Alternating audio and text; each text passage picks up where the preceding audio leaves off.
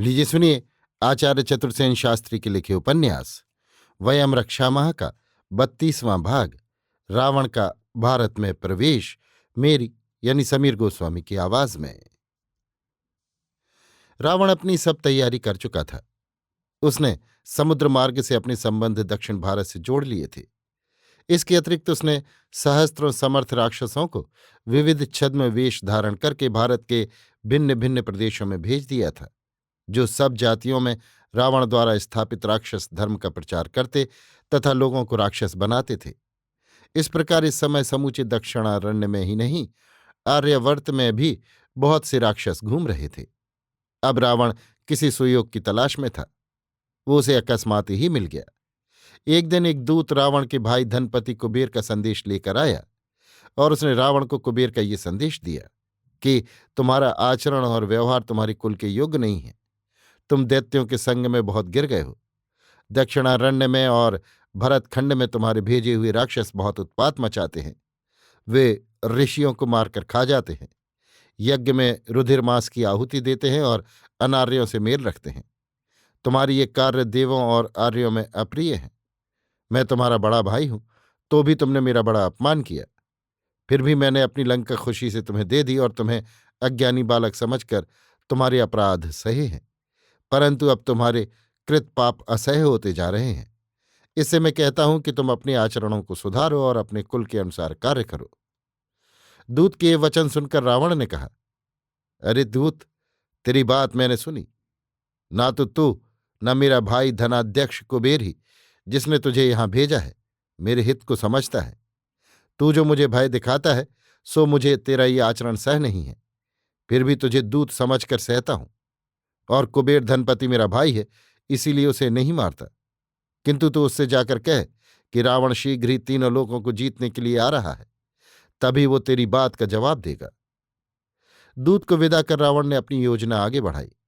सब बातों पर सोच विचार करके उसने दंडकारण्य का राज्य अपनी बहन शूर्पणखा को दिया और अपनी मौसी के बेटे खर और सेनानायक दूषण को 14,000 सुभट राक्षस देकर उसके साथ भेज दिया। इस प्रकार जनस्थान और दंडकारण्य में राक्षसों का एक प्रकार से अच्छी तरह प्रवेश हो गया तथा भारत का दक्षिण तट भी उसके लिए सुरक्षित हो गया। बहुत दिन से लंका में ताड़का नाम की एक यक्षिणी रहती थी। ये दक्षिणी जंभ के पुत्र सुंद यक्ष की स्त्री थी। एक पुत्र प्रसव होने के बाद एक युद्ध में अगस्त ऋषि ने सुंद यक्ष को मार डाला था। अगस्त के साथ शत्रुता होने के कारण ताड़का ऋषियों से घृणा करती थी। उसने यक्षपति कुबेर से कहा था कि वो उसके पति के वैर का बदला अगस्त से ले, परंतु कुबेर अगस्त का मित्र था। इससे उसने उसकी बात पर कान नहीं दिया। जब रावण ने नई रक्ष संस्कृति की स्थापना की और कुबेर को लंका से खदेड़ दिया, तो ये यक्षिणी लंका से नहीं गई। उसने अपने पुत्र मारीच सहित उसका राक्षस धर्म स्वीकार कर लिया। मारीच को साहसी तरुण देख रावण ने उसे प्रथम अपने सेनानायकों में और फिर मंत्रियों में स्थान दे दिया। अब जब रावण का अभिप्राय ताड़का ने सुना, तो उसने रावण के निकट जाकर कहा, हे रक्षराज, आप अनुमति दें तो मैं आपकी योजना पूर्ति में सहायता करूं। आप मेरी बात ध्यानपूर्वक सुनिए। मेरा पिता सुकेतु यक्ष महाप्रतापी था। भरतखंड में नैमिषारण्य में उसका राज्य था। उसने मुझे सब शस्त्र शास्त्रों की पुरुषोचित शिक्षा दी थी और मेरा विवाह धर्मात्मा जंभ के पुत्र सुंद से कर दिया था, जिसे उस पाखंडी ऋषि अगस्त ने मार डाला। अब उस वैर को हृदय में रख मैं अपने पुत्र को ले जा रही हूं। यदि सत्य ही आप आर्यावर्त पर अभियान करना चाहते हैं, तो मुझे और मेरे पुत्र मारीच को कुछ राक्षस सुभट देकर नैमिषारण्य में भेज दीजिए, जिससे समय आने पर हम आपकी सेवा कर सकें। वहां हमारे इष्ट मित्र संबंधी सहायक बहुत हैं, जो सभी राक्षस धर्म स्वीकार कर लेंगे। ताड़का की ये बात रावण ने मान ली। उसे राक्षस भट्टों का एक अच्छा दल देकर तथा उसी के पुत्र मारीच को उनका सेनानायक बनाकर तथा सुबाहु राक्षस को उसका साथी बनाकर नैमिषारण्य में भेज दिया। आजकल बिहार प्रांत में जो शाहाबाद जिला है, वही उस काल में नैमिषारण्य कहाता था।